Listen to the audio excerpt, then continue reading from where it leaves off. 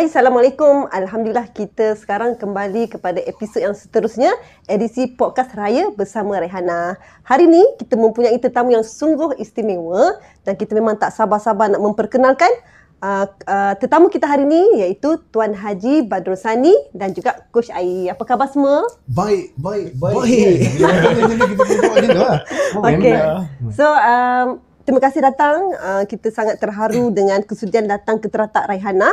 Kita ada banyak topik yang kita nak kupaskan hari ini. InsyaAllah kita akan pergi satu persatu. Kami pun ucap terima kasih juga sebab menjemput kami datang ke sini. Betul. Okey, jom kita cerita soalan yang pertama. Okey, macam mana raya? Okey, macam mana raya pada tahun ni? Abang Bat dulu. Abang Bat, raya tahun ni Alhamdulillah sangat bermakna sebab apapun raya, it's all about family, tentang keluarga. Dan keluarga ini, benda yang paling penting adalah masa untuk diluangkan bersama-sama. Jadi raya kali ni Abang Bat dapat spend masa, invest masa dengan ayah Abang Bat, family Abang Bat, family mertua Abang Bat, dan Alhamdulillah sebagai menantu lelaki terbaik. So, kita tak tanya ni soalan siapa yang terbaik, tak kan? apa, tak apa. Boleh jawab, ada seorang je pun anak perempuan dia pun kan. Ada seorang dia menantu lelaki terbaik kan. Jadi Alhamdulillah raya tahun ni sangat bahagia. Okey, kalau boleh tahu, sebab ramai sebenarnya yang tak tahu lagi, pendengar ataupun penonton di luar sana, sebenarnya Abang Bat ni orang mana, balik raya ke mana, berapa jam perjalanan ke sana, stamina macam mana? Wow, dahsyat kan? banyak yang soalan. Abang Bat sebenarnya orang sama macam Puan Dila lah. Kita asal daripada bumi. Alright, okey, Abang Bat orang bumi. Tak tahu. Alright, Saya daripada tanah. Samalah, kita tanah. Dan bumi di bahagian Pulau Pinang. Okey. So Abang Bat asal daripada Pulau Pinang, dan isteri Abang Bat Kak Raidah pun asal daripada Pulau Pinang juga. Jadi tiap-tiap tahun kami balik ke Pulau Pinang. Dan tak ada isu pergaduhan apa semua, tak ada? Depends tajuk apa nak digaduhkan. Tapi asasnya untuk balik kampung, kita tak payah bergaduh dah. Dan dapat save dah satu topik tu lah. Senang mudah macam tu. Okey, kita tahu pengalaman Coach Ai sikit. Macam mana raya tahun ni? Raya ke mana? Ada pergaduhan ke apa? Mungkin banyak benda yang dia nak ceritakan. Silakan Coach Ai. Raya tahun ni bagi saya sangat bermakna lah. Kalau orang lain mungkin suami isteri dah ada isu nak balik kampung siapa dulu. Macam saya pilih untuk balik kampung isteri saya dulu. Nampak mudah kan? Okey, baik. Raya bermakna sebab saya dapat pulang ke kampung isteri saya, kemudian dapat pulang ke kampung saya juga dalam masa yang sama lah kan. So bagi saya spend time raya tu sangat bermakna lah. Ada tak momen yang tak dapat dilupakan? Raya kali Momen ni yang tak dapat dilupakan bagi saya bila waktu saya berada di kampung isteri saya. Sebab belah saya sedih sikit lah sebab atuk dengan nenek dulu dah meninggal. Belah ayah meninggal, belah mak saya pun meninggal. Jadi bila saya dapat spend dengan nenek belah isteri saya, dah anggap saya macam cucu yang jadi anggap menantu terbaik. Saya macam cucu menantu terbaik lah, saya mungkin rasa. Dia ada cucu lain ke sebab dia ada juga, tapi saya declare sendirilah. Dan dapat spend dengan dia lah. Saya sebab tak ada nenek dah. So bila dapat spend time dengan nenek belah isteri saya memang ada rasa perbezaan kot sebab kita dimanjai oleh ibu bapa dengan nenek tu lain. Betul. Kan? Kalau cucu dia buat macam mana pun nenek akan kata okey. Okey, betul. Saya sampai je dia suruh saya makan. Suruh makan terus suruh makan. Tak ada lagi lah nenek sama-sama tidur. Suruh makan kan. Ini tak apa. Bagus. Apa cucu menantu lelaki terbaik. Itulah saya ni memang didatangi oleh orang yang terbaik lah dekat Rayhana hari ni. Okey.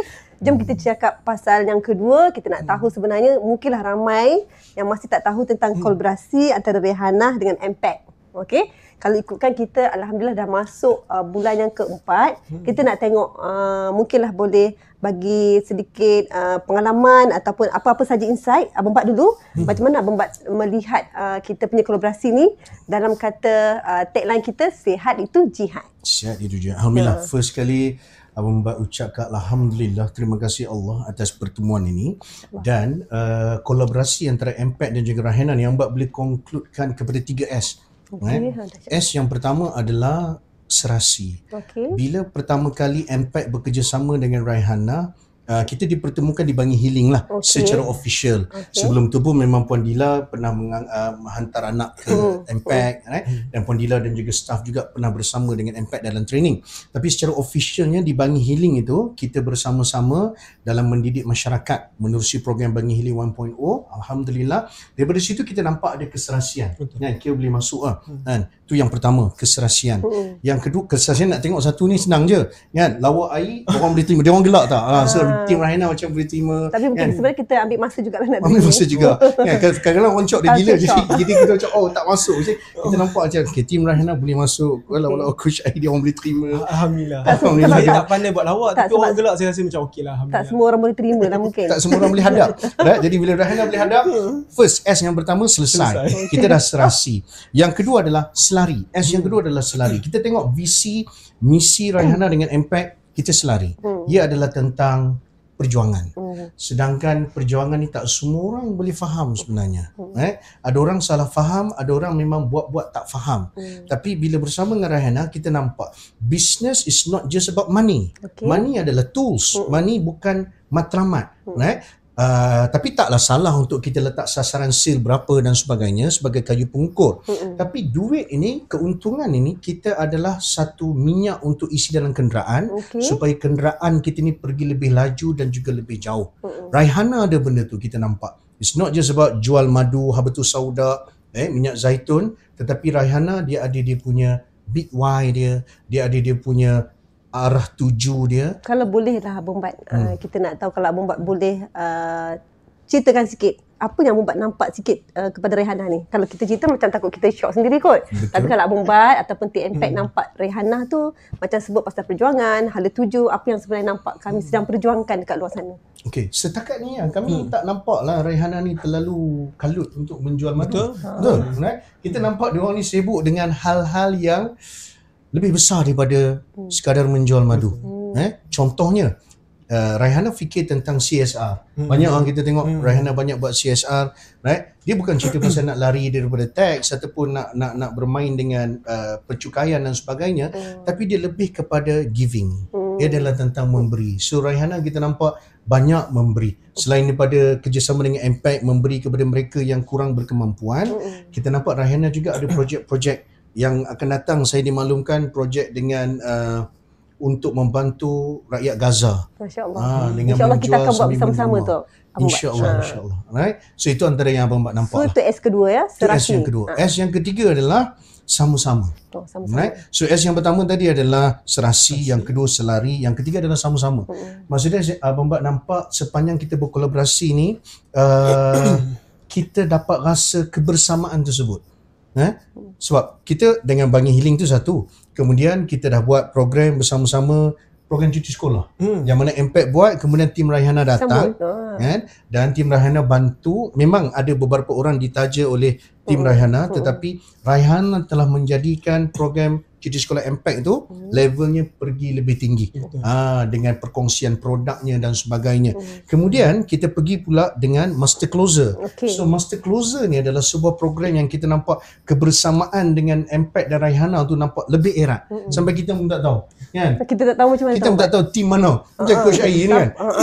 Kita nak tahu dia tim Impact ke dia tim Raihana ke, sebab waktu tu kita dah nampak we are a family. Kita dah jadi satu pasukan yang baik, alhamdulillah. Dan Master Closer tu yang seronoknya adalah itu memang medan untuk kita memberi. Betul. Kan? Kita memberi dan moga-moga Allah terima apa yang kita lakukan.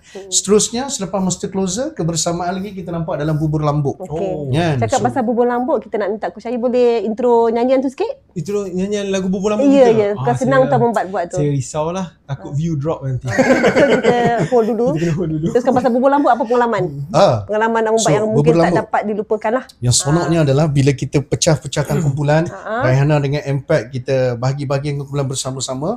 Antara yang seronoknya adalah Abang Bat ada tim Abang Bat, Aziz pun ada dekat sini. Ni saksi hidup yang tengok apa yang berlaku. Saksi hidup Saksi hidup. Betul. Kalau dah meninggal, kita tak boleh tanya.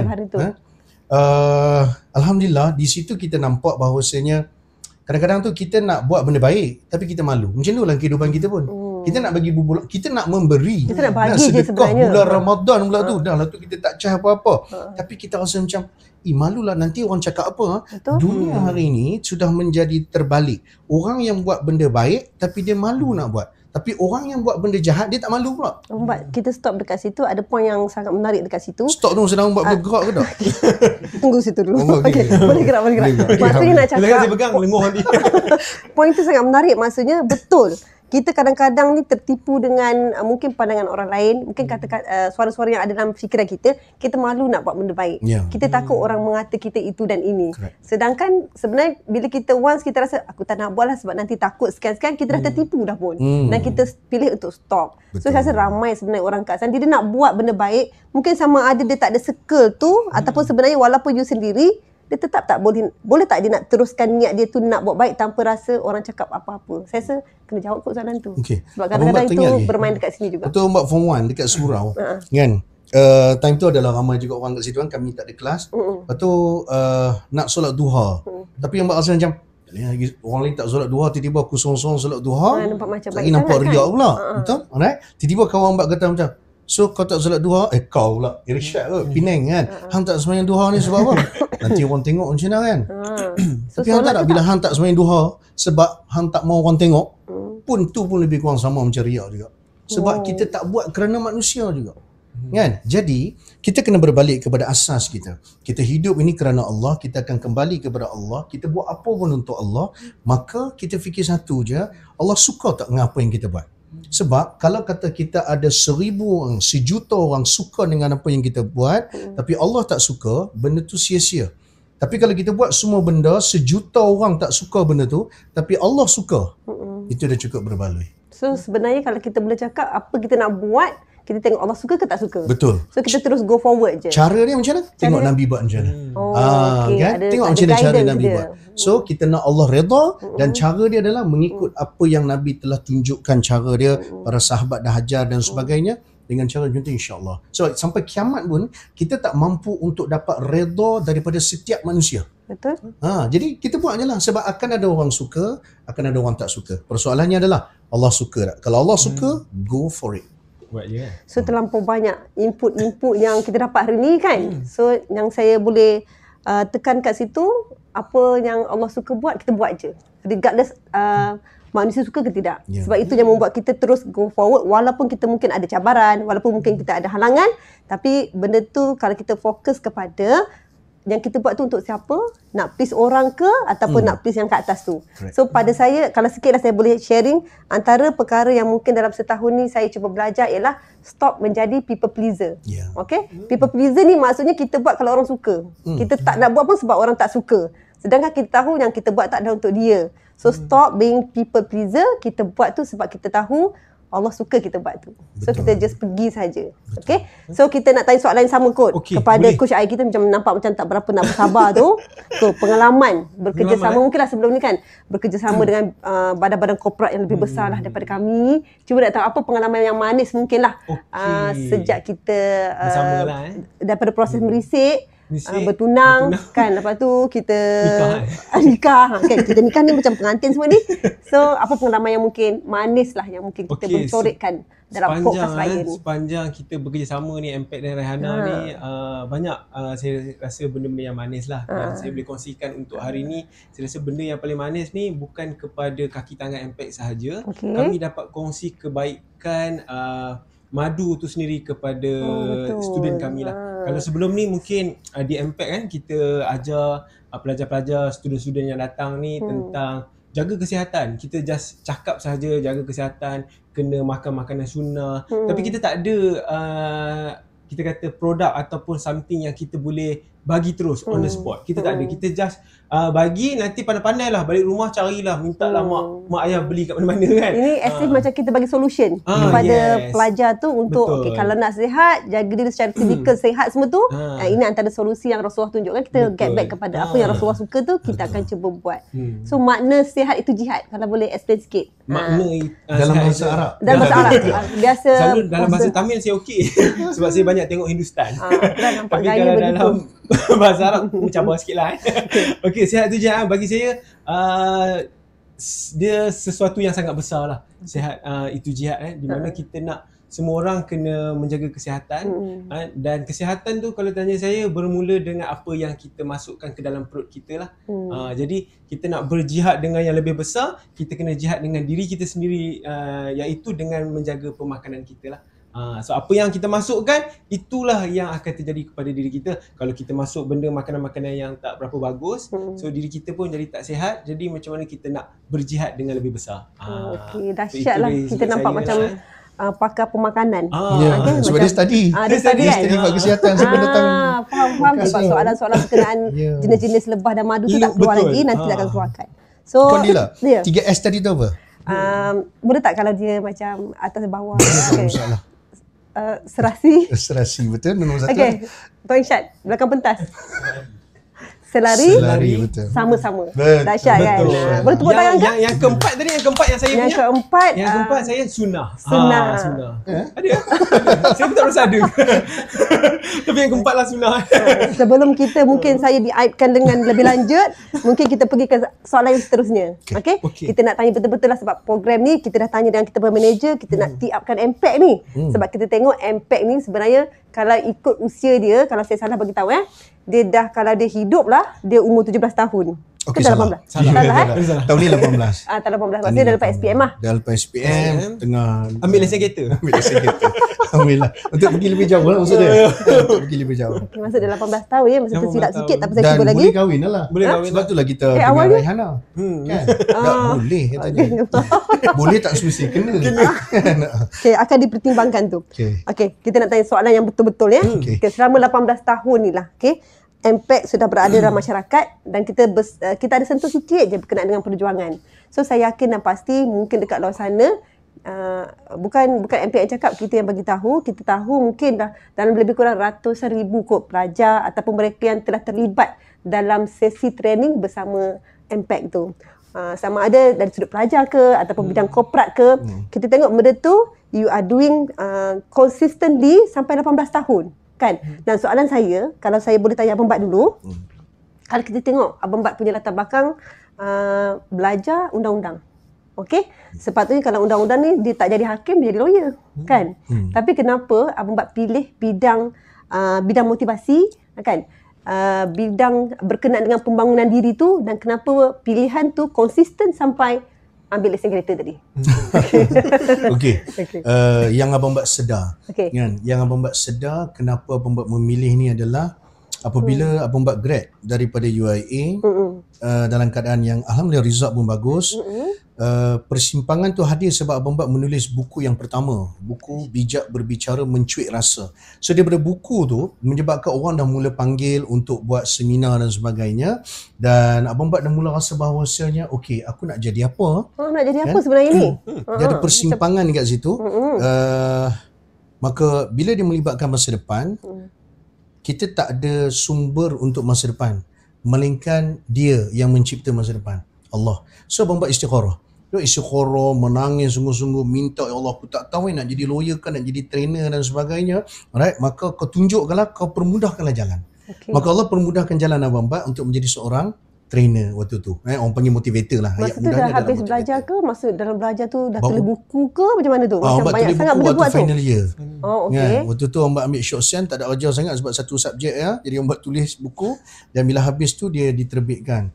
Dan waktu tu bila dah istikharah semua, Allah mudahkan untuk menjadi seorang motivator. Buku yang Abang Bat tulis tu dibeli oleh Tuan Haji Abdul Rahman dan juga Tuan Syahrudin, iaitu pemilik Hospital Islam Azhara. Waktu tu mereka tengah berbuat perancangan untuk do something. Sebab dia kata, Tuan Haji Rahman cakap, dia kata, Bat, kita kalau orang datang bawa anak tak sihat, kita ada ubat untuk bagi. Kan, kalau dia demam. Tapi kalau dia bawa anak dan dia bagi tahu anak ni tak ada kepimpinan, anak ni tak ada vision, tak berani nak bercakap depan orang, kita tak ada ubat untuk tu, jadi kita nak buat impact. So start daripada situ 2007, lepas Abang Bat ada istikharah tu, dan Abang Bat berhijrah daripada Pulau Pinang ke Bandar Baru Bangi, dan Abang Bat pun mulakanlah perjalanan tersebut. Abang Bat, in between that year 2027 tu, tak dengar lagi bila masa jumpa Kak Raidah tu. Cinta hati tu mula jumpa masa bila? Itu bahaya. Itu sebab macam menarik. Bila nak tengok sekejap lagi, dia jadikan sebagai rujukan. Mungkin kita boleh bagi rujukan sebab tadi kata 18 tadi dah boleh kahwin kan? Yeah. Dia kena scene. Saya tolong ceritakan. Kita harap Kak Raina bersedia lah kot. Masa itu mungkin dia lah menjadi pembakar semangat kan, sebab tadi kan banyak persimpangan kan. Setiap keputusan, saya yakin dan percaya setiap keputusan yang kita nak besar tu mungkin ada orang kat belakang tengah support masa tu. Betul. Sikit-sikit lah sebab podcast ni memang kita akan korek sikit lah. Ya, betul. Alright, okay. Sedia ke tak tu? Tapi dia tak boleh rahsia sangat, takut nanti podcast ni kena ban. So Abang Bat kenal Kak Raina sejak kami di bangku sekolah lagi. Macam lama ya. Kan. Dan di situ kita kenal, kemudian Kak Raina pun sambung belajar ke UIA. Sama pula ya. Macam ada rancang-rancang ke? Bagi tahu orang pendaftar Allah adalah ke? sebab baik berancang. Alright. Dan kemudian alhamdulillah lepas Abang Bat habis grad, kan? Dalam keadaan Abang Bat pun baru nak bina Abang Bat punya career di Impact. Allah mudahkan jodoh kami dan kami pun berkahwin pada tahun 2008. Maksud anak boleh tengok tak ini? Anak boleh tengok. Setakat ni Abang Bat masih lagi cover lah. Saya rasa macam mereka dah lama rancang, kita yang lalai. Okay.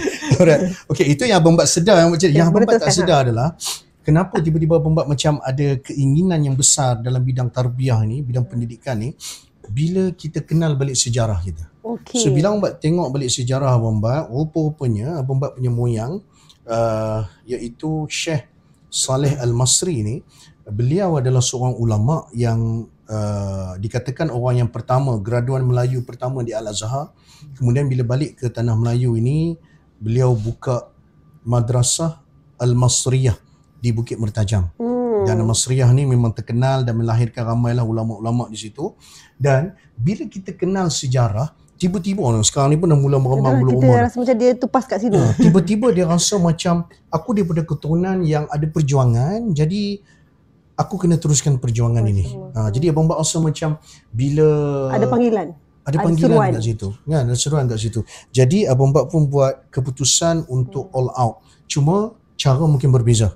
Kalau moyang Abang Bat dulu dia menggunakan pondok, madrasah, alright, okay. Abang Bat menggunakan Impact sebagai tempat untuk melahirkan lebih ramai anak-anak bangsa kita yang seimbang. Sebab tu di Impact kita bawa hidup mesti stabil itu.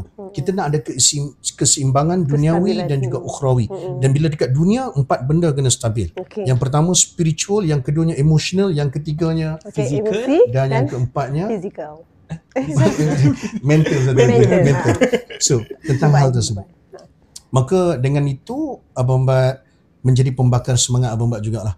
So, bila kita mengenali salah silah kita, perjuangan yang sebelum ni, dia menguatkan jati diri kita kot. Sebab tu bangsa Melayu Islam dekat Malaysia ni, dia kena tahu tentang sejarah nenek moyang dia. Sebenarnya point ni Abang Bat awak nanya. Sebab tu kita kena kenal bahawasanya bangsa Melayu adalah bangsa yang rajin. Dalam keadaan hari ni anak-anak muda kita kalau sebut bahasa Melayu, Melayu bangsa malas. Right? Melayu adalah yang tak menepati masa, jam Melayu, janji Melayu, itu semua konotasi buruk. Sedangkan kalau kita belajar balik tentang sejarah nenek moyang sejarah kita adalah daripada satu kaum yang hebat, satu kaum yang sangat mudah menerima Islam, bangsa Melayu, yang bukan terima sikit-sikit, dia terima ramai-ramai. Itu Melayu. Dan Melayu juga adalah satu kaum yang memang mengadaptasikan Islam dalam hidup mereka. Melayu dah ada undang-undang sebelum Islam datang. Tapi bila Islam datang, kita adapt Islam jadi hukum kanun Melaka, undang-undang laut Melaka. Dalam tu semua ada undang-undang hudud yang mana memang Islam dah gagaskan. So Melayu adalah satu kaum yang sebenarnya sangat-sangat hebat. Tapi kita dibisukan dengan ini berkauman, ini asobiyah. Sedangkan asobiyah yang Nabi tak bagi bukan tak boleh nak sayangkan kaum. Nabi tak bagi kita tindas kaum lain atas dasar perkauman. Maknanya kita bela kaum kita sebab dia kaum kita. Walaupun kaum kita tu mencuri, tapi sebab bangsa aku kena pertahan. Itu Nabi tak bagi. Tapi untuk menyayangi kaum, apa masalahnya? Sebab itu adalah keluarga kita. Dia rumpun kita. Apatah lagi kaum Melayu tu sangat relate dengan Islam. So perjuangan kita menguatkan bangsa Melayu dan juga Islam tu satu bentuk jihad lah kot. Kita relate pada kita punya perjuangan itu sihat, itu jihad. Tapi sebab jihad ni adalah berlangsung daripada dulu lagi. Betul. Sebab kita tak mau pemikiran anak-anak muda kita dan juga orang tua-tua pun ada juga yang bila sebut bahasa Melayu je, ini adalah perkauman. Dan dia rasa malu. Dia akan relate dengan parti-parti politik dan sebagainya. Itu adalah satu masalah. Yang mana Impact kami ambil keputusan hang anak siapa pun. Tak kira lah hang anak parti politik mana pun, kita akan treat, kita akan develop untuk memastikan masa depan Islam itu tertegak. Dan bumi ini, tanah Melayu ini, dia punya bangsa yang yang ada tanggungjawab adalah bangsa Melayu. Kan? Jadi bila kita cakap pasal nak bangunkan bangsa Melayu supaya tertegaknya Islam, itu bukan satu benda yang salah. Itu satu jihad sebenarnya. Ya. Dan itu satu benda yang kita terus kena perkatakan supaya kita boleh kembalikan anak muda zaman sekarang kepada jati diri kita yang dulu. Perjuangan bangsa Melayu tu adalah meningkatkan Islam tu. Betul. Yang tu kan? yang kena clear betul. Jangan rasa macam bila kita sebut bahasa Melayu, alright, ini semua tentang perkauman. Sebab nanti malaikat bukan tanya kita bangsa apa. Betul. Kita pun sedar. Cuma sekarang ni kita bukan nak mengangkat bangsa itu mengatasi agama, bukan. Tapi kita nak gunakan kekuatan bangsa ini untuk mendaulatkan agama. Betul. So Melayu ada kekuatan, maka kita nak daulatkan Islam di bumi. So saya rasakan jelas hari ni itulah 3S tu ataupun 4S tadi tu. Keselasian antara Rehanah dan kita tu. Saya tengok Abang Bat bercakap ni sebab saya cuba relate. Sebenarnya benda ni bukan kolaborasi dalam 4 bulan ni. Itu benda yang saya sendiri secara personally bawa daripada kita masih kecil lagi. Kenapa kita pilih bidang undang-undang ni? Sebab mempertegakkan keadilan. Kan? Ingin memperjuangkan sesuatu. Dan mungkinlah keselasian tu jadi pop cepat. Mudah-mudahan insya-Allah. Okey. Kita rehat sebentar. Kita akan sambung selepas ini.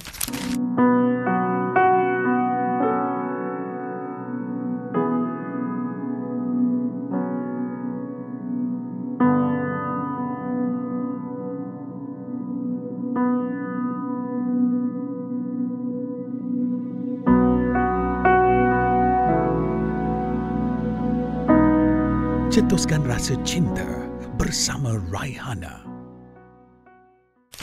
Kita kembali sekali lagi dalam podcast Raihana edisi Raya. Kita bersama dengan Tuan Haji Badrul Sani atau lebih mesra kita panggil Abang Bat dan juga Coach Ai. Jadi soalan yang seterusnya kita nak bagi kepada Coach Ai. Okey? So bersedia? Bagian susah. Yang paling susah sekali. Boleh. Okey. Kalau kita tahu dekat Raihanah ni kita ada banyak produk. Okey, produk makanan sunnah yang Coach Ai dah hafal semalam. Kita ada madu sumur, madu sidir dan produk yang lain cuba. Kita ada habatus soda, minyak kelapa dara. Saya bukan, kalau dengan Raihana ni bukan setakat produk saya kenal. Semua staff saya kenal. Itulah macam kita tak tahu dia Raihanah ke dia MPEC. Kalau saya dia sebut habatus soda. Kan? Bukan soda. Sauda. Tapi tak apalah. Saya minum sekali ingat aiskrim soda tu. Okey. Betul. Tak apa. Tapi jangan amalkan macam tu. Jangan edit, jangan cut benda ni biar semua orang tengok. Alright, okey. Sambung benda. Okey, Fadila. Apakah soalan yang sebenarnya? Okey, kalau kita tahu Coach Ai merupakan salah satu daripada produk MPEC. Okey, so kita tahu macam mana Coach Ai mengambil pilihan nak terlibat bersama-sama dengan Abang Bat ni untuk menjadi trainer. Sebab apa jadi macam tu? Oh, okey, baik. Soalan ni suka saya nak bercerita sikit lah. So, mungkin boleh mengimbas ke? Nostalgia lah saya rasa raya-raya ni. Okey, baik. Pertama sekali, saya adalah seorang yang dulu saya adalah seorang penakut nak bercakap. Tapi kalau orang tengok saya sekarang, orang tak percaya lah. Saya pun tak percaya dengan diri saya. Okey, saya adalah seorang yang takut lah, yang saya mengalami masalah nak bercakap, memang pendiam. Speech delay? Speech delay saya rasa tak. Speech delay saya rasa tak. Cuma saya malu lah, saya takut nak bercakap kan. So bila takut ni, jadi apa yang mak saya buat lah, mak saya punya ikhtiar adalah menghantar saya ke MPEC lah. Okay. Boleh tahu tak masa tu Coach Ai umur berapa? Saya waktu tu saya form 2. Tapi kalau sebelum 14 tahun ya? 14 tahun waktu tu. Sekarang usia 16. 16 rahsia. usia yang saya nak lah. Sekarang dah masuk 30 lah. Okey, faham. Okey, so waktu saya form 2 tu, apa yang berlaku adalah sebenarnya Abang Bat datang ke sekolah saya waktu tu. Yang berterusan terus menerus tu bukan? Betul. Ayat tu saya dengar juga. So Abang Bat datang, dia memberi inspirasi kepada saya lah. Saya tak pernah tengok lagi penceramah yang macam ni. Dia macam mana tu, kalau boleh describe sikit? Sisi lain, sisi gelap. Saya rasa memang kalau saya tengok penceramah ni, ini salah satu penceramah yang liar saya rasa. Liar dari kita, erti yang baik adalah dia penuh energi lah, energi. Sebab dia sebelum di atas ni, pentas. Betul. Sebab saya sebelum ni kalau kat sekolah, saya tengok penceramah yang hadir, dia akan menggunakan rostrum tu. So kita akan mendengar lah, kita dengar kan. Tapi kalau Abang Bat sendiri? Ahmad sendiri, rostrum tu dia minta cikgu buang. Saya tengok macam tu supaya dia boleh meliar dekat. Dia memang pentas tu. Dia cuba berlakon sikit macam Abang Bat tengok bagi ceramah. Susah Ahmad. Saya tak boleh, saya jambang saya pun dah buang. Saya tak boleh buat. Okey, so bila waktu tu saya tengok Ahmad boleh bercakap dengan penuh energi dan sebagainya. Jadi bila dia habis sesi program tu, saya dapat satu borang daripada, saya tengok daripada M-Bank M-Bank ke apa ni? APEC bukan, punya M-Bank. Waktu tu. Okey. So saya dengan confidence saya tick nak bersama dengan M-Bank. Bersama dengan Abang Bat lah waktu tu. So beberapa hari kemudian mak saya dapat panggilan sebab saya tulis nombor telefon mak saya. Waktu tu saya pun tak ada handphone lagi. Kan? Yalah, muda lagi masa tu, kecil lagi. Muda lagi, kecil lagi. So bila sekarang. mak saya dapat phone tu, mak saya daripada tim MPL lah. Waktu tu saya tak tahu. Sebab sekarang tim MPL saya dulu saya tak tahu lah siapa yang call kan. So call mak saya kata berminat nak datang ke apa ni? Ke macam open day MPL lah waktu tu kan. So alhamdulillah mak saya datang bersama dengan saya. Dengar penerangan Abang Bat, mak saya pula terpukau, terus daftar saya. Dia macam ceramah memukau tu ya, betul. jadi terpukau. Okey. So waktu tu lah mak pun nak register juga kan? Mak nak register juga tapi ada limit umur. Mak saya tak lepas. Saya macam waktu tu frust jugalah. Soalan kepada Abang Bat. Abang masih ingat tak masa dia zaman masih behave kan, kanak-kanak comel lagi tu, ingat tak muka dia masa Ingat tu? tak Abang Bat? Sebab sekarang pun behave lagi. Tak boleh menipu walaupun dah habis Ramadan dan kita tak boleh menipu. Okey, satu Ingat air tak waktu dalam kecil, ramai-ramai orang tu mungkin dia mengelip sekali ke macam mana tu? Saya tak menyelah pun Lila. satu ingat leher dia waktu tu kecil lagi. Leher kecil, ada Sekarang leher. macam tak nampak. Kan? Sekarang betul. Rambut kerinting. Kerinting rambut dia? Betul. Okay. Saya tanya dia, awak dari Malaysia betul ke? Dia kata, betul. Saya kata, so memang Abang ingat lah. Tapi betul lah, dia berumur 14 Karakter dia masa tu. Karakter dia suka melawak, tapi dia jenis pemalu. Ataupun lebih tepat adalah dia takut untuk ambil risiko. Takut nanti, sebab dia ada cerita dia juga. Tapi kita tak boleh cerita sebab tu dalam buku kami yang akan keluar. Kan? Macam kenapa dia takut sangat cakap ada something, seorang pakcik ni tanya ada soalan dan gelak dan sebagainya. Right? Dan menyebabkan dia jadi seorang yang takut, right? Dan kemudian bila datang ke MPAC dengan izin Allah, program-program kita ni bagi experience. Basically MPAC kita provide experience kepada kanak-kanak dan juga remaja pada waktu tu, dan Ai adalah salah seorang daripada pelajarnya, dan daripada dia jadi pelajar, lepas habis tu dia jadi facilitator pula. Dia jadi pembantu. Dah habis facilitator. Dia minta jadi facilitator. Dia tak minta, dia ugut. Right? tak dia minta. Ya ke saya minta? Saya rasa macam Ahmad tengok terpilih Ahmad pilih saya sebab nampak potensi. Oh ya, betul, nampak potensi yang saya rasa lah. Dari sudut saya, daripada sudut Ahmad saya tak tahu lah. Semua Ahmad berceritakan Sebab lah. Ahmad tak ada pilihan. Dah. Okay, Ahmad saya antara yang terpilih untuk jadi Fesi, kemudian jadi assistant coach pula. Sebab waktu tu dia belajar lagi dekat KPTM. Lepas tu bila dah habis belajar apa semua, Ahmad kata kat Ai, jom kita join MPAC sebagai coach.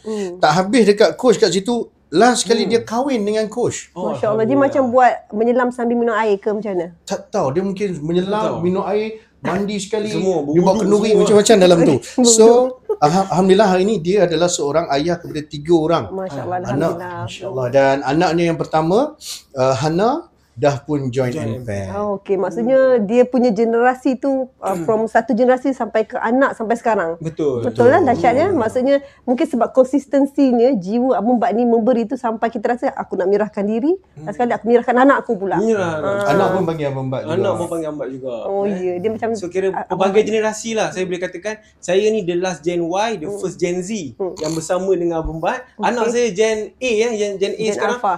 Bersama dengan Abang Bat. Okey, nak tanya pengalaman. Okey, nanti kita nak tanya rasa macam okey ke bila tengok produk je jadi macam ni. Nanti kita nak tanya dulu. Okey, apa dia? Pengalaman sebagai seorang coach.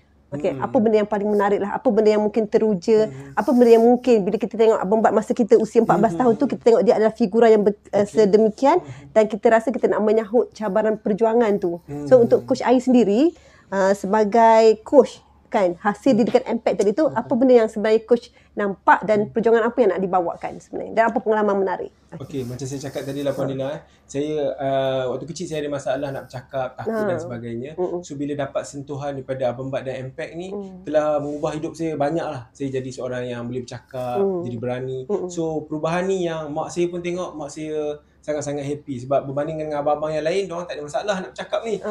Saya je kan. So mak ayah suka. Dan bila saya jadi coach ni, satu benda yang saya suka adalah saya buat apa yang saya minat lah. Saya minat mengajar. Satunya sebab ayah saya sendiri adalah lecturer dan mak saya adalah guru tadika. Semua dalam bidang mengajar.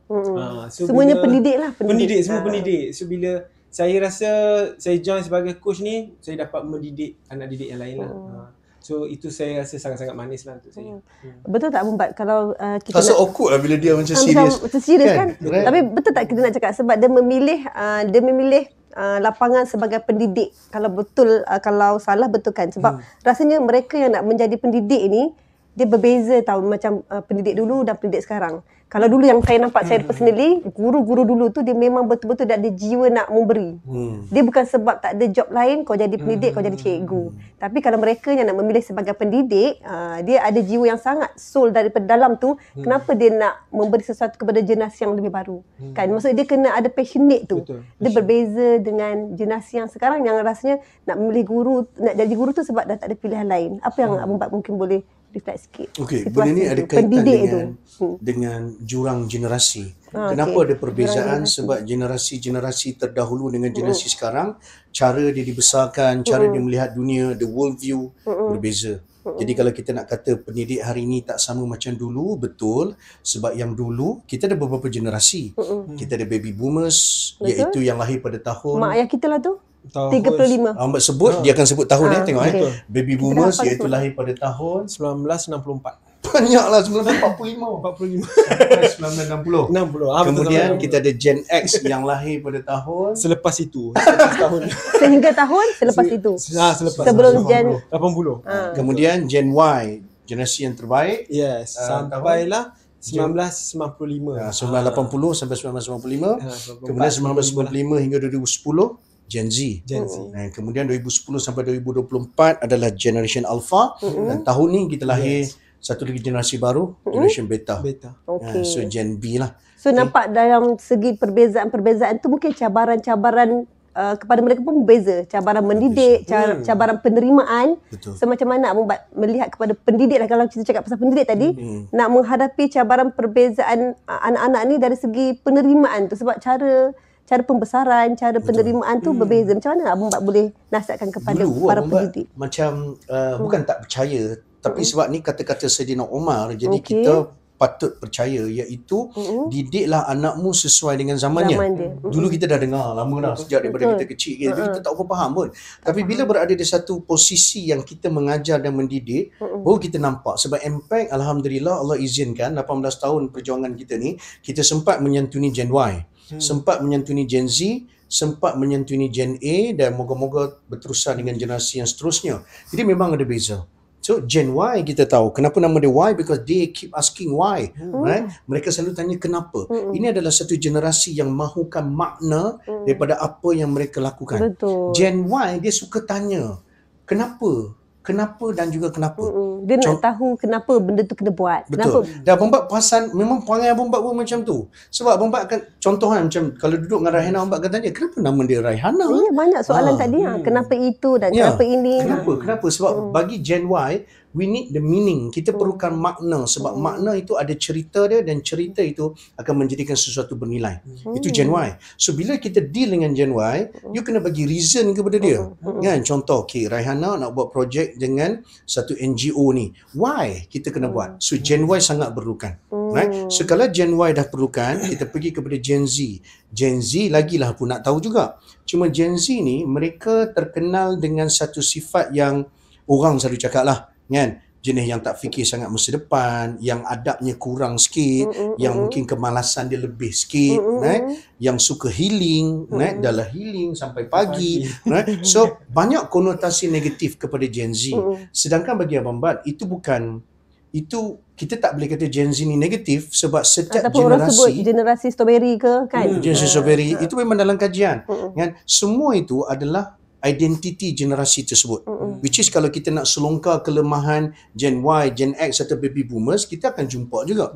Jadi Gen Z sekarang ni dia menjadi target sebab Gen Y dengan Gen X dengan baby boomers dah boleh geng dah. Sebab Gen Y dah matang lah, kan? Jadi dia dah mula nampak dah kata Gen Z ni memang satu generasi yang Allah utuskan untuk menguji kita. Alright? Okay. So Gen Z dia ada kekuatan sebenarnya. Sebab Gen Z ni, bila kita bersama dengan student Gen Z, mereka sukakan keseronokan. Mereka suka keseronokan. Jadi benda yang kita nak bawa ni, dia kena ada unsur-unsur yang menyeronokkan.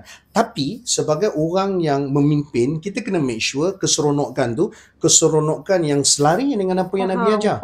Itu penting tu. Kita bertuhankan Allah, dan apa yang kita nak buat itu adalah apa yang Nabi lakukan. Okay?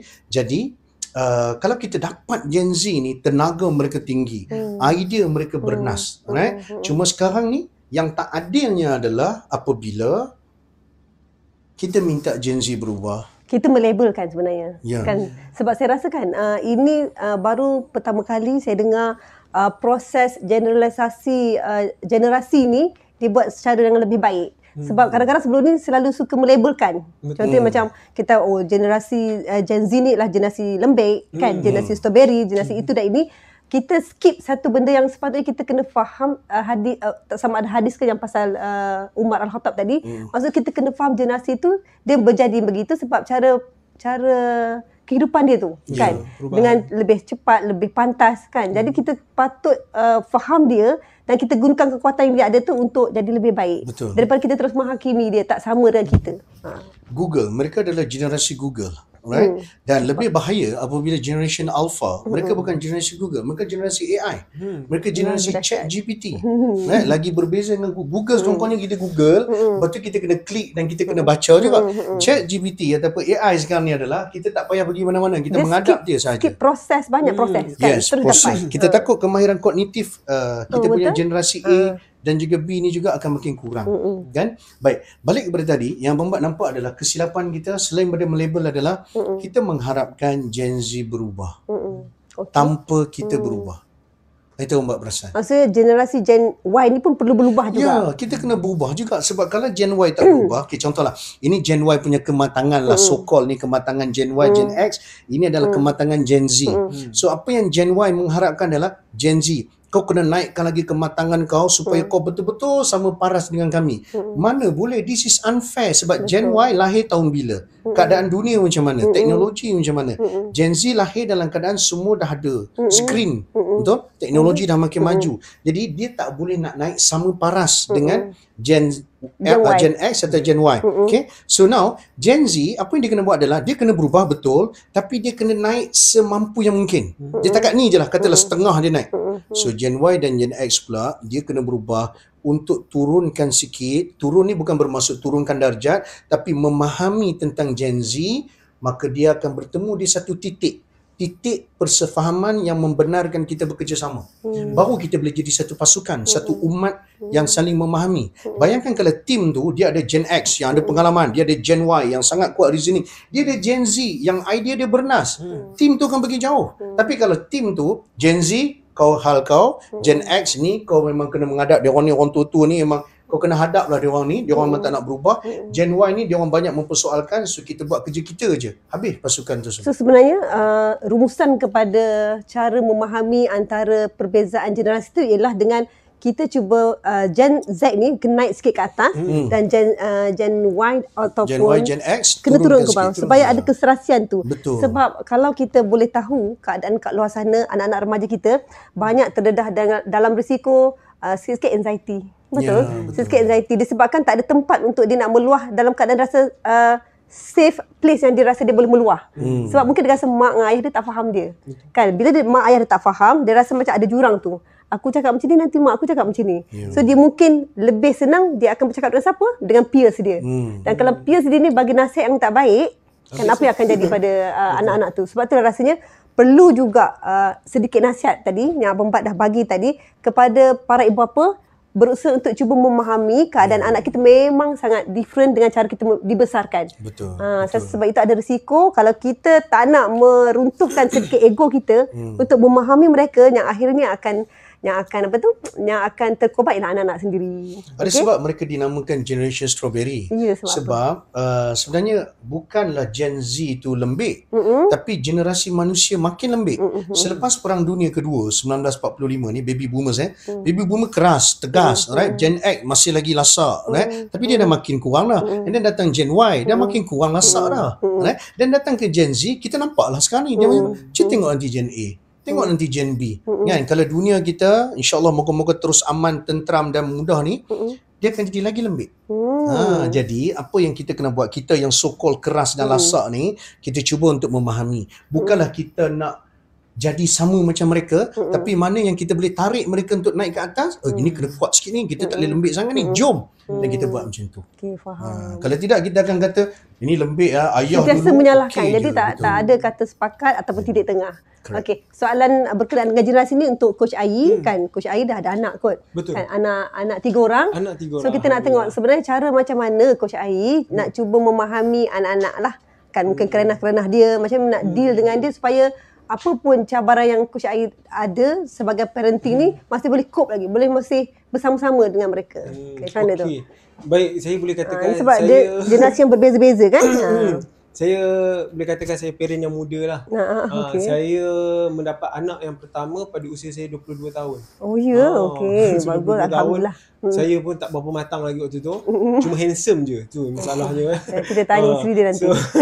So bila saya boleh katakan dalam fasa saya mendidik anak ni, saya rasa memang mencabarlah. Mendidik anak ni adalah sesuatu yang mencabar. Saya baru memahami macam mana mak ayah saya mendidik saya dulu. Jadi apa yang saya belajar satu benda adalah kita kena banyak beri peluang kepada anak kita untuk mencuba dan memberi peluang explore, dan yang kedua adalah memberi peluang untuk mereka bercerita.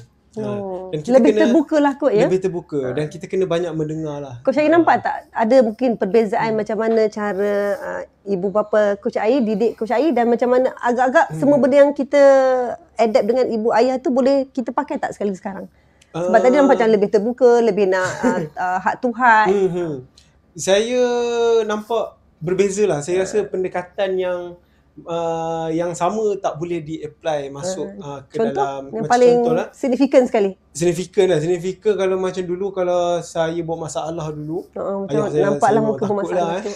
Saya takut lah. Ayah saya memang akan keluar tali pinggang kan, batang paip dan sebagainya. So kaedah tu mungkin saya rasa di zaman sekarang kita mungkin tak bukanlah tak digalakkan, saya nak cakap. Macam mana cara tu? Kita mungkin kena guna cara yang lebih lembut dan sesuai. Okay, kalau dulu mungkinlah dengan tanpa menyalahkan cara pendidikan generasi saya tak dulu. salahkan. Betul Dengan kan? didikan yang macam tu, saya rasa saya jadi manusia lah. Saya rasa kena tali pinggang Abang Bat macam mana Abang? Abang macam cedera juga kan macam mana? Abang Bat guna bulu ayam. Bulu ayam. Kena rotan bulu ayam. Oh, saya ingat bulu ayam main kat kaki geli je lah kalau macam tu. Sebab Abang Bat taklah macam nakal lagi. Abang Bat jadi budak-budak baik. Ayam mungkin tak faham. Saya kalau boleh rewind balik, saya nak cakap yang saya baik jugalah. Tapi sebab terlepas mungkin kita takkan delete. Saya sambung lah. Kita takkan delete lain tu. So kalau macam anak saya, mungkin kita kena ada juga elemen sentuhan, macam bukanlah memukul, cuma kita nak bagi tegas tu. Bila buat salah, ini adalah hukuman yang kita bagi kepada dia. Supaya dia tahulah, at least dia buat salah, dia ada hukuman. Dia jangan bila dia buat salah kita kata tak apa ni, asyik tak apa, kelamahan dia lagi suka tak buat. Tak apa sebab sangat nak menjaga hati dia. Betul. Tak boleh juga ya. Mungkin Abang Bat boleh share tips sikit kot macam mana ibu bapa ni nak menghadapi anak-anak ni cabaran, nak bagi dia dengar cakap kita. Dalam masa yang sama kita juga boleh cuba tone down dan memahami dia orang. Macam mana tu? Tips dia. Connection before correction. Kita connect dulu sebelum kita correct dia. Maksudnya kita cuba untuk connectkan dengan dia dulu. Contohlah kata dia buat masalah dekat rumah orang contoh. Dia pecahkan something kat rumah orang contoh. Alright, kita kena tegur dia kat situ. Kita kena minta maaf kat tuan rumah lah. Immediately kena tegur. Immediately jangan, sebab satu, bukan sahaja maruah anak tu diperhatikan, maruah kita sebagai mak ayah juga diperhatikan. Kan, bila anak buat salah, dia perlu ditegur macam Ai cakap tadi, alright? Dan kita tak perlu menghukum dia di situ, tapi kita kena nampakkan juga kepada tuan rumah yang kita take it very seriously, dan kita mendidik anak kita. Kena macam tu. Jangan bila anak buat salah kata kita buat gelak-gelak kan, dengan harapan kata benda ni boleh settle macam tu. InsyaAllah tuan rumah dekat Malaysia ni kalau jadi apa-apa pun dia orang okey kan. Bila kita balik tu tak tahulah apa berlaku, tapi depan kita dia orang akan okey kan. Cuma kita jangan pula take for granted. Jadi apa yang kita patut buat adalah kita buat macam tu, dan bila dalam kereta apa yang kita buat adalah connection before correction. So connection ni kita connect balik. Kita kata dekat anak, kita kata daddy dulu waktu kecil pun pernah juga buat macam tu kan. Memang Tok Wan memang marah sangat-sangat kan. Balik tu Tok Wan memang rotan daddy. Okay, bila kita dah connect dengan dia, dia pun faham. Oh, daddy pun dulu pernah buat salah juga apa semua. Lepas tu baru kita correct dia, kita beritahu. Tapi sejak daripada tu Daddy dah tak buat dah. Daddy hati-hati sebab kita dekat rumah orang, kita tetamu, kita ada adab kan. Dan awak nak ke kalau Daddy rotan awak? Tak nak. Okay, kalau tak nak, start daripada hari ni kita kena jaga elok-elok sebagai tetamu. So bila kita dah connect, then kita correct. Selalu kita correct terus, kita correction terus. Ya, macam kita zas terus. Betul. Kan? Ya, Macam mak-mak dulu kan. So ini maksud connect dulu Connect dan dulu. Cukup sampai situ. Connect, lepas tu correct dia. Correct dia kita betulkan balik lah. Okey. Kan? Mungkin hukuman dia taklah kena rotan tu. Kan? Mungkin hukuman dia adalah kita kata okay, balik ni seminggu ataupun 3 hari, no, tak boleh tengok handphone, tak boleh main game. Benda-benda yang beri dia pleasure tu, tarik. Supaya dia dapat rasa Supaya dia pain ingat. tersebut. Sebab dia kena ada rasa pain juga Kena ada kot. pain. Supaya dia ingat. Betul. Sebab dalam Islam memang ada reward dan juga punishment. Okey, faham, menarik. Jadi kita tahu macam mana kita nak menghadapi cabaran anak-anak generasi muda. Sebab kita tahu sikit je sebab kita nak cakap pasal raya lah kan. Sekejap lagi kita nak dijemput pergi ke open house semua. Kan ada ibu ayah yang dia boleh decide tak nak pergilah open house sebab takut anak dia tak boleh behave. So macam mana macam tu sebenarnya? Apa tips kot yang mungkin Abang Bat ataupun Coach Ayi siapa-siapa nak sharing nak bagi supaya kita still boleh meraihkan sebab bila jemputan tu kita cuba raihkan. Tapi dalam keadaan yang sama kita rasa takut. Betul. Kalau anak kita, sama juga kalau kita buat ke surau masa Ramadan baru ni kan. Kita dicop sebagai ibu ayah yang mungkin tak jaga anak bila anak kita dia buat aktiviti dekat belakang. Tapi maksudnya macam mana sebenarnya mak ayah ni dia nak pastikan anak dia behave di public. Mungkin Macam ada Abang sikit Bat tak tips kan? apa, Abang Bat anak dah besar. Tapi ya, yang Abang Bat risau dia juga. anak Kalau dia dia, orang mengadap kan? handphone. Oh, itu pun satu benda yang kita tak suka. So, benda yang Abang Bat kena bagi tahu sebelum turun kereta ke, sebelum pergi ke majlis, no handphone. Masa depan dekat orang. public. Ha? Di public jangan handphone. Jangan ada, jangan tengok handphone. tip Dekat dia. rumah jangan tengok handphone. Dekat rumah Tok jangan bawa keluar handphone. Melainkan Tok bawa keluar dulu. Alright, okay? So Tok bawa keluar, Tok Atuk ajak main Mobile Legend, Ampau bawa keluar. juga kan? Kan? Tapi selagi Atuk hang tak bawa keluar handphone, apa jangan bawa keluar handphone. Okey. Okay, itu kalau Abang Bat lah. Mungkin Ayi sebagai anak kecil-kecil ni macam mana Ayi? Okey, kalau macam saya, memang betul pun Lila. Saya pun takut kalau nak bawa anak saya pergi mana-mana. Satu pemikiran kita lah, kita akan fikir mesti anak kita buat masalah. Yalah, Tapi macam sebenarnya tumpah-tumpah yang tu yang air. kita kena ubah dulu sebenarnya. Sebelum kita nak nasihat anak kita, yang tu yang kita kena ubah dulu lah. Sebab kita selalu tak fikir bawa anak akan jadi masalah. Kenapa kita tak fikir yang bawa anak ni mungkin bawa satu kebahagiaan baru untuk kita. Oh, dahsyat kan. So kita fikir yang tu dulu. Dan kalau kaedah saya lah, saya pun tak tahulah kaedah orang lain macam mana. Kalau saya akan memang pesan sebelum, semasa dan selepas. So maknanya kat sini Dia punya planning tu dahsyat. saya planning sikit Ni lah. Saya produk orang planning. impact ni, produk impact. Kan? Maksud dia So, planning kalau sistem tu dia belajar. macam contoh nak bawa anak saya pergi open house, saya daripada rumah lagi saya dah pesan dah. Sampai apa kena buat, daddy nak tengok, sampai nanti salam dengan semua orang. Lepas tu time makan kita makan, duduk satu tempat. Kita kena pesan kat dia. Pesan sebelum lah. Kan Sebelum, masa betul sebelum. preparation tu. Pesan dulu. Supaya kita boleh kawal. Pesan sebelum ni tak adalah awal pun, dalam kereta waktu nak pergi kan. Dalam kereta tu saya dah pesan dah. So bila sampai saya akan ulang benda yang sama. Benda yang sama. So dia dah masuk 2 kali lah dalam otak dia kan. So dengan harapan insya-Allah bila 2 kali tu dia mendengar lah. Dan setakat ni saya buat menjadilah. Menjadi. So kita harap dengan tips ni kita ada berbaki mungkin seminggu lebih lagi kot Syawal ni. Siapa yang tak habiskan puasa 6 habiskan. Tapi kita nak cakap jangan takut untuk bawa anak. Betul, jangan takut. Berziarah ke rumah sanak saudara. Tapi mungkinlah itu ada proses kot dia nak belajar macam mana nak behave in Betul. public. Tapi yang selepas tu penting juga. Yang Abang mana lupa satu? juga. Mungkin Abang boleh menyambut sikit. Okey. Selepas kita balik daripada rumah tu, seandainya tidak berlaku malapetaka. Maksudnya semua berjalan lancar. Alhamdulillah anak-anak behave. Okey. Tolonglah Recognition. puji anak itu di dalam betul. kereta. Betul. Kata tu Didi banggalah dengan anak-anak Didi yang ni tadi. Oh yang ni yang sulung ni pergi cium tangan apa semua bagus sangat-sangat. Betul. Maksud kita jangan cakap dengan anak masa dia buat salah je. Betul. Masa dia buat baik tu sebenarnya kita kena touch juga supaya kita tahu yang kita connect dengan anak tu dua-dua situasi. Walaupun benda tu kecil dia dapat duit raya dia buat dalam beg tangan kita bagus sangat-sangat kakak buat macam tu tak buka terus depan orang inilah nak macam tu benda-benda kecil macam tu. Nah ni yang bujang ni nak belajar. So yang ni point saya yang selepas tadi kan saya kata sebelum, semasa, selepas yang ni lah. Ya Allah, dia dah connect lah. Dia impact dia memang sentiasa Sejauh synchronize. 14 Mbak kenal dah. Betul lah. Dia memang sentiasa connection tu ada. betul. Okey, soalan yang terakhir lah mungkin. Okay, kita bagi kepada Abang Bat. Okey, Abang Bat. Ada mungkinlah cabaran, mungkin jarang perkara ni diperkatakan, tapi macam mana sebenarnya orang jenis introvert ni dia nak berhari raya. Tapi dia rasa macam awkward. tak reti nak, mungkinlah ada dalam di kalangan keluarga kita, mungkinlah saudara mara kita ke ipar duai kita nampak dia bukan sebenarnya orang yang sombong, tapi dia tak tahu macam mana bila ramai-ramai tu dia nak mingle around. Mungkinlah tips kepada orang yang introvert ni, nak berhari raya, sebab kita dalam topik raya ni, kita nak supaya kita boleh adapt dan kita boleh berada dalam situasi tu dengan lebih baik. Cabaran kepada mereka. Masa Mbak layak bagi tip ni sebab Mbak introvert. Macam introvert ke? Mbak introvert. Cara orang introvert untuk hidup adalah satu, hidup bermasyarakat. Kita katakanlah kita pergi orang kenduri, kita tak kenal siapa-siapa ataupun adik-beradik kita punya spouse contoh kan, kita tak apa kenal. So caranya adalah kita salam, lepas tu kita duduk je kat situ sambil tu makan, dan dua benda ni. Yang pertama apa yang Abang buat selalu buat? Senyum tempe, angguk. Itu gelak sikit. Untuk meraihkan perbualan tersebut. Nampaklah kita ni function. Kan? Nampaklah kita ni wujud kat situ. Ikhlas tu ada tak? Kita cubalah. Benda ikhlas tu kita dengan Tuhan. Tapi kita dengan manusia waktu ni, apa yang kita nampak adalah keberadaan kita tu dirasai. Sebab Allah tengok ikhtiar kita kan.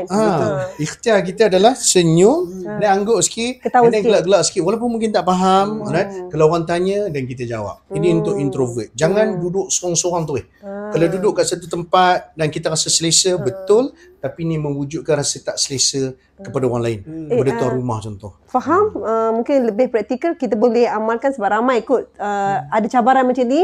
Dia bukan semua, cuma dia cuba riliskan dia punya stres tu dengan dia terus main phone. Betul kan? Betul. So mungkin last tip ialah do and don'ts kepada para mereka yang nak pergi ke rumah terbuka ni, apa yang patut kita buat atau jangan buat. Jangan bawa phone lah. Kita bagi Jangan bawa phone. Jangan bawa phone. Tak ada lah.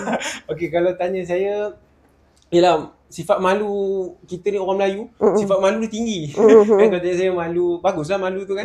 So bagi saya mungkin kalau kita sampai satu tempat tu, kita cuba duduk dalam circle yang kecil lah. Kalau kita tengok kita ni seorang yang pemalu, jangan pergi terus ke circle yang dah memang huha tu. Kita pergi circle yang tengok mungkin ada orang yang malu macam kita juga. Jadi kita daripada situ kita pergi kepada yang malu tu juga untuk kita inilah kan. Agak teknikal kat situ, saya cuba faham. Maksudnya kita bersembang dengan yang macam sejenis macam kita juga. Supaya taklah kita terlampau awkward nak ketawa, nak angguk tadi tu kan. Betul. Kita start dengan yang tu dulu. So kalau kita dah makin okay, makin better, kita go lah for circle yang besar tu kan. Macam mana kalau kita ni dah lah introvert, nak balik rumah. Nak balik rumah satu tu. Rumah, kita nak balik daripada rumah dulu lah. Nak habis dah, nak habis jarak. Nak bye-bye dah ni. Nak bye-bye. Tuan rumah tu bercakap tak berhenti contoh. Ataupun bukan tuan rumah. Ni tip yang nak share. Macam mana cara nak menghentikan? Selalunya orang akan tengok jam. Nampak biadab sikit lah kalau kita tengok jam. So, Mbak dah buat produk Mbak, iaitu spray mata tuan rumah. Okay, contoh ni ambil kunci. Kita simpan kunci, tiba-tiba kita jatuhkan. Time jatuhkan tu, kan? So kita pun tunduklah ambil kunci. Takkanlah tuan rumah tu nak bercakap lagi. Sebab tak ada audience. Kita dah turun ke bawah. Kita turun ke bawah, kita naik aja. Okey puan, saya nak kena balik dulu. Terima kasih banyak-banyak, abang maaf balik. Itu cara dia. Yang saya perlukan. Bukan kita. Tapi tak boleh perlukan ni nak balik je lah. Okey, ni kunci kereta. Kita cuba buat praktikal pun Nila mungkin boleh keluarkan kunci juga. Mungkin sekarang kunci apa yang saya ada? Kunci hati. So, itu adalah salah satu cara lah. Satu cara. Dan untuk semua yang pergi beraya, janganlah cepat nasihat yang terakhir Abang Bat. Nasihat terakhir. Janganlah cepat sentak kalau orang tanya tak kahwin lagi ke, anak tak ada ke dan sebagainya. Cara jawab yang baik. Kadang-kadang makcik-makcik tu, pakcik-pakcik tu cuma nak berbahasa-basi je. Tak adalah dia nak tahu, bukan dia nak hafal pun dia ni dah ada anak ke belum dan sebagainya. Dia cuma nak berbahasa-basi. Bahasa-basi maksudnya macam nak berbudi bahasa macam tu, nak sembang. Nak memanjang-manjangkan perbualan. Nak memanjangkan. Kenapa kita nak memanjangkan perbualan? Sebab kita sayang kepada orang tu. Contohnya Allah tanya Nabi Musa, apa yang ada dekat tangan kanan kamu? Allah itu Al-Alim yang maha mengetahui. Kenapa nak tanya? Betul? Tapi Allah tanya Nabi Musa dan Nabi Musa pun cakap, ini adalah tongkatku. Dan dia tak cakap tongkat je. Aku tak hafal ayat tu Tapi Nabi Musa cakap, ni tongkat aku, dengan tongkat aku ni lah aku buat ni. Kenapa? Allah nak tunjukkan satu suasana kasih sayang dalam berkomunikasi. Faham. So kalau orang tanya tu pun semua, anggap satu je lah. Anggaplah dia cuma nak tahu, dia cuma nak sembang. Janganlah kata bila orang tanya, tak kahwin lagi ke? Saya memang tunggu suami makcik minang saya. Itu terlampau kasar ya. Itu tak sesuai. Jangan jadikan sebagai satu budaya. Faham, tapi itu yang kita nampak ya di media sosial, cara jawab-jawab tu. Itu bahaya dan dia mengajar benda tu. It's not good. So kata-kata yang terakhir. Kata-kata terakhir Abang Bat. Semangat raya ni dengan kita bawa sihat itu jihad. Sihat itu Ya, sihat itu jihad. Maka sambil tu Abang Bat tertengok kuih raya maka sihat itu jihad. Anda berpada-padalah dalam untuk makan dan juga minum. Betul. Alright, elakkan minuman yang manis dan bila makan tu Minuman keras apatah lagi. apatah lagi. Benda tu. Kita sama macam Right? Tapi yang paling penting adalah penuhi hak tubuh badan kita. Okey. Right? Kalau dah makan ketupat, lemang, kuih raya apa semua tu, maka perlulah juga untuk burn balik the calorie. Makan tu tak salah, tugas lah. tapi kena do something. Tugas Sihat je. Abang Bat sebelum datang podcast ni boy, nak Abang cakap beri apa? sport dulu. Oh, beri sport Sebab dulu. kita Daripada bawa sana. kata-kata sihat tu jihad. Okey. Dia bukan motor. Dia bukan kereta. Kita, Dia tadi adalah datang kilometeras. tak, tadi datang naik kereta ada kunci tadi Ada kan? kunci jatuh tadi saya Lepas tu nampak. dia beri swap pula. Dia dah gitu. Dan kita semua pakai jauh. Pakai jauh tadi. Semata-mata untuk memang betul-betul ready untuk Okey, sihat tu terima jihad. kasih banyak Abang Bat. Kata-kata terakhir. Kata-kata terakhir pada saya. Caranya orang kata orang mengucap lah. Mengucap dia kalimah syahadah. Dan terakhir kan itulah di bulan Syawal ni raya-raya ni kita jagalah budi bahasa kita kan.